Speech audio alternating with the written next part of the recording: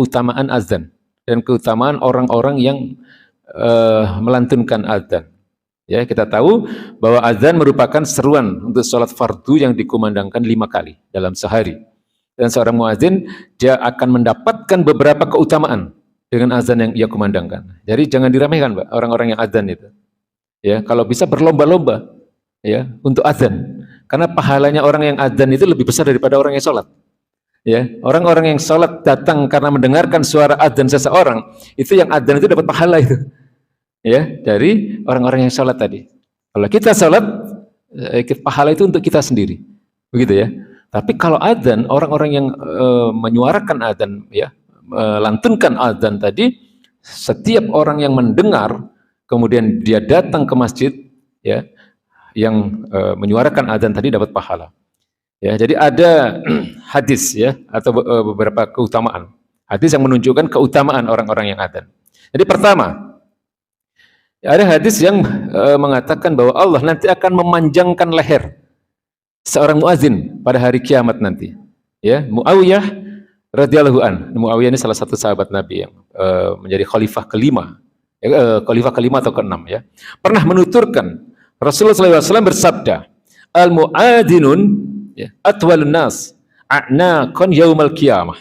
Jadi para muadzin itu nanti adalah orang-orang yang paling panjang lehernya pada hari kiamat. Ya, tetapi ya ini bahasa kiasan, Pak. Jadi ini kalimat majazi namanya dalam bahasa Arab. Ya, jadi kalau orang Arab mengatakan bahwa orang-orang yang panjang lehernya itu adalah para pemimpin. Ya, orang-orang yang paling mulia, orang yang paling menonjol. Ya, orang-orang yang mendapatkan pahala yang paling besar, yang sangat besar di antara kelompok itu.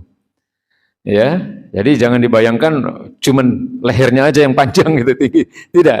Tetapi ini namanya kalimat majazi. Dalam bahasa Arab banyak sekali yang begini. Ya, kalimat-kalimat kiasan, kalimat majazi namanya. Kiasan artinya. Ya, jadi ini hadis sahih yang diriwayatkan oleh Imam Muslim dari sahabat Nabi yang mulia Muawiyah radhiyallahu an. Beliau menuturkan al-mu'azinun atwalun nas. A'naqon. A'naqon itu leher-leher mereka. Yaumal qiyamah, pada hari kiamat. Jadi para muadzin itu nanti adalah orang yang paling panjang lehernya pada hari kiamat. Jadi nanti kalau di kiamat ada orang yang lehernya panjang misalnya, ya, itu jangan dibayangkan seperti itu. Ya, artinya ini adalah orang yang paling agung di kelompok itu, orang yang paling menonjol, pahalanya paling banyak. Ya, ini dalam bahasa Arab memang orang yang dikatakan sebagai pemimpin dari suatu kaum itu sebagai atwalun nas, orang-orang yang lehernya panjang. Ya, itu satu. Yang kedua, nanti semua makhluk, ya, yang mendengarkan lantunan azan itu akan menjadi saksi baginya pada hari kiamat.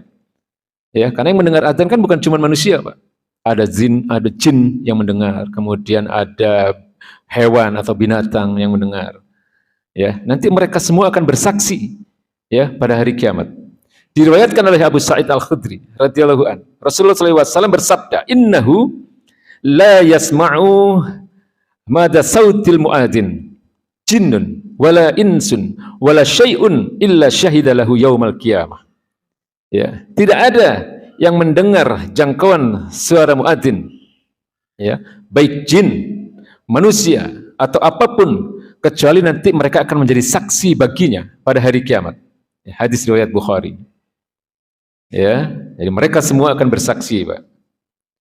Dan yang ketiga, ya, pahala yang sangat besar di sisi Allah Subhanahu wa taala bagi orang-orang yang melantunkan azan tadi.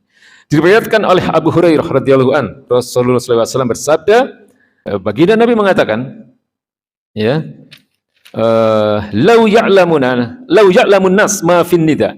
Seandainya manusia itu tahu, ya, pahala azan wasofil awal, dan sof pertama, tsumma lam yajidu illa an yastahimu alaihi lastahamu. Jadi ketika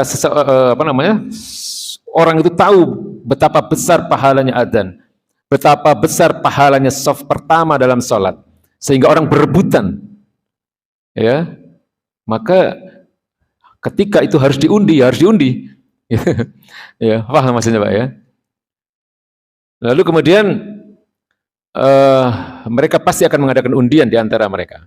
Dan seandainya mereka tahu pahala untuk bersegera ke masjid, pasti mereka juga akan berlomba-lomba untuk bersegera kepadanya. Ya.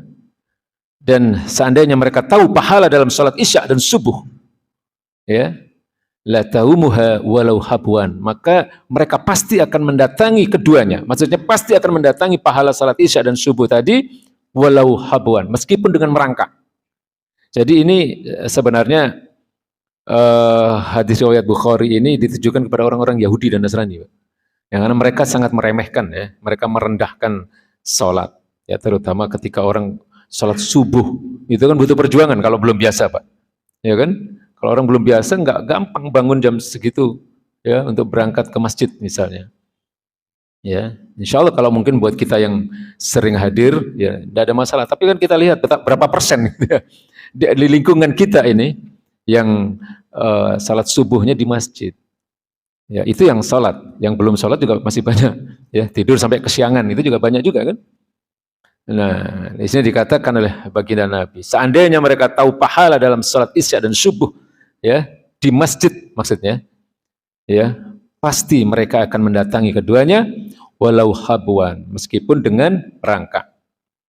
Ya, hadis riwayat Bukhari. Jadi berdasarkan beberapa hadis ini bisa kita ketahui bahwa yang pertama, adzan adalah satu syiar Islam yang tampak dan salah satu ibadah yang utama.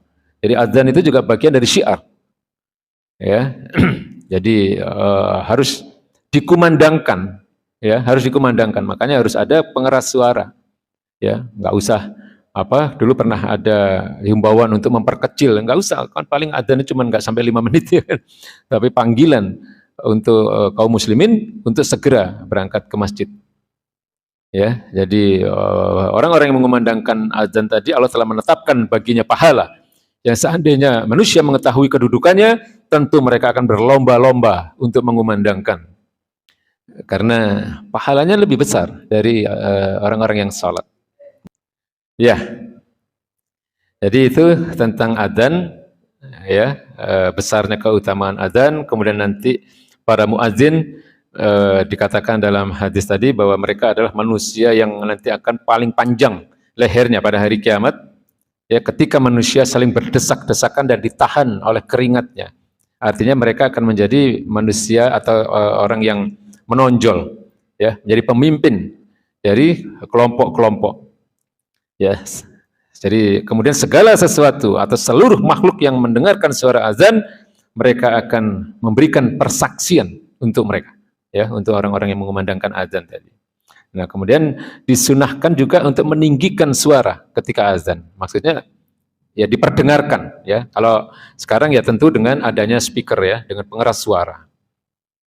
Kalau dulu zaman Nabi ya memang nggak ada. Ya, Bilal kalau azan itu begini di atas Ka'bah gitu ya, dengan suara yang keras gitu ya. Ya, itu tentang adzan. Lalu hadis berikutnya ini masih tentang adzan juga, yaitu sunnahnya atau perintah dari baginda Nabi, anjuran dari baginda Nabi tentang doa atau ucapan yang kita katakan, ya, ketika kita mendengar adzan.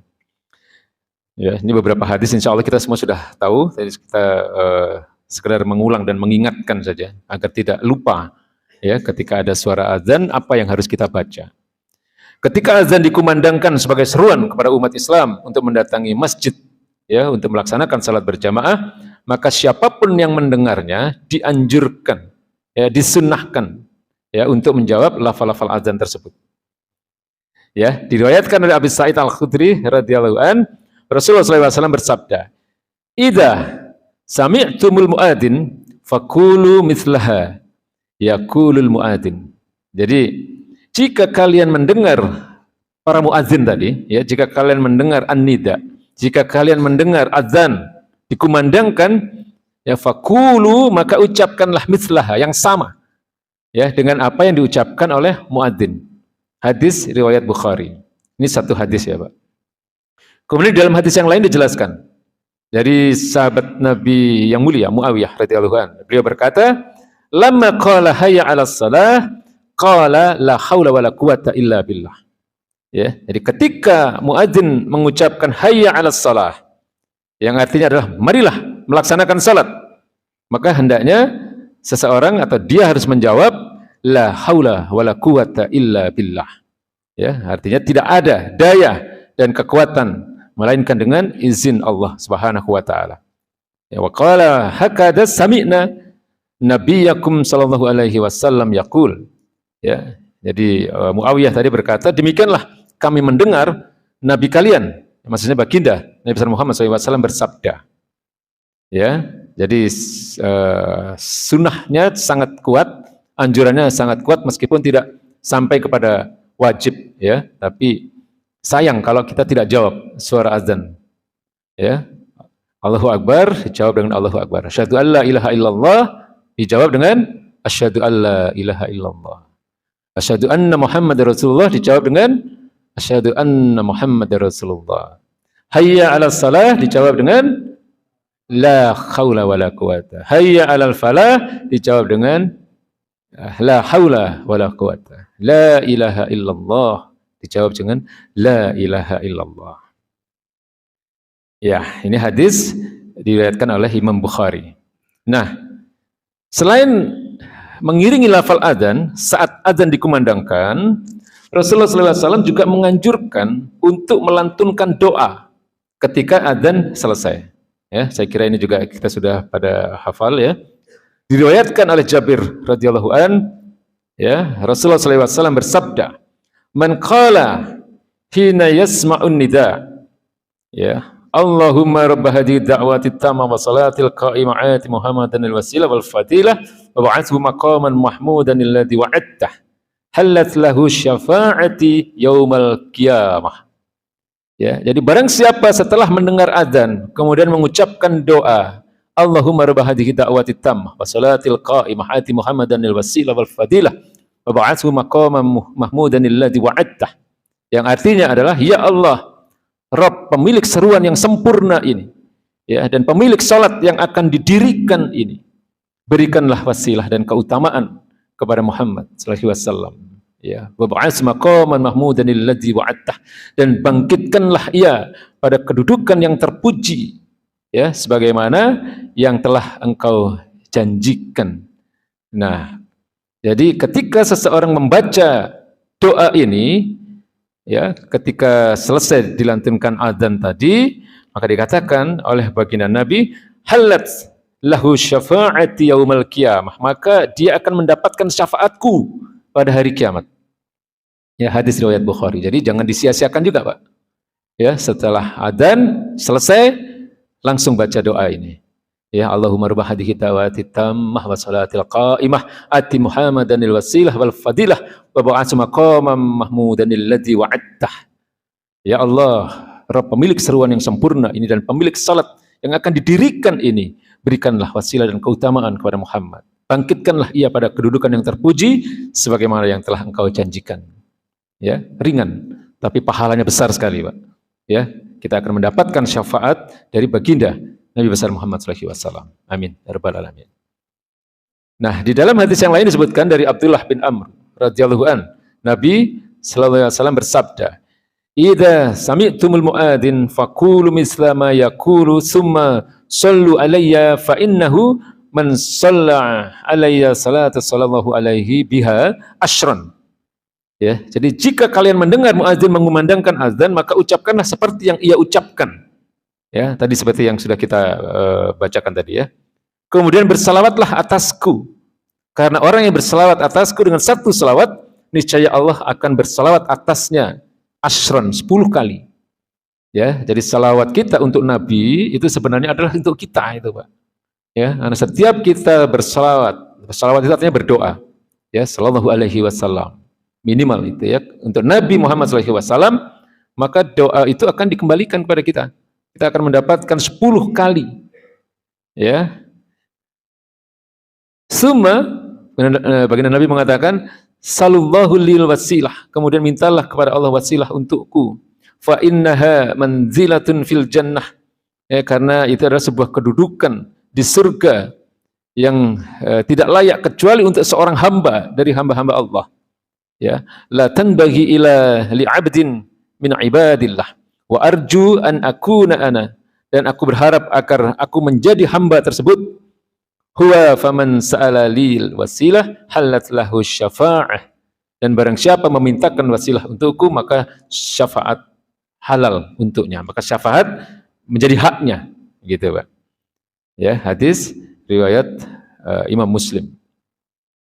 Jadi hadis-hadis ini tadi yang sudah kita bacakan tadi menegaskan bahwa Allah telah mensyariatkan beberapa sunnah bagi orang yang mendengar azan dan memberikan padanya pahala yang besar. Ya, di antaranya adalah mengikuti muazin dengan mengucapkan apa yang diucapkan oleh muazin. Ya, kemudian bersalawat atas Rasulullah SAW, kemudian meminta syafaat untuk beliau dari Allah Subhanahu wa taala. Jadi kira-kira beberapa poin yang bisa kita ambil dari pemaparan ini adalah satu, ya, sunnahnya kita mengikuti apa yang diucapkan oleh muazin. Ya, kecuali ketika muadzin mengucapkan hayya 'alas shalah, hayya 'alal falah, maka yang kita ucapkan adalah la haula wala quwata illa billah. Ya, kemudian diucapkan disunahkan mengucapkan salawat ya atas Rasulullah SAW seusai azan, ya, yang dikumandangkan bagi orang yang mendengarnya. Tadi sudah kita bacakan doanya ya. Ya, kemudian ya berdoa untuk Rasulullah SAW. Ya, bersolawat untuk Rasulullah SAW.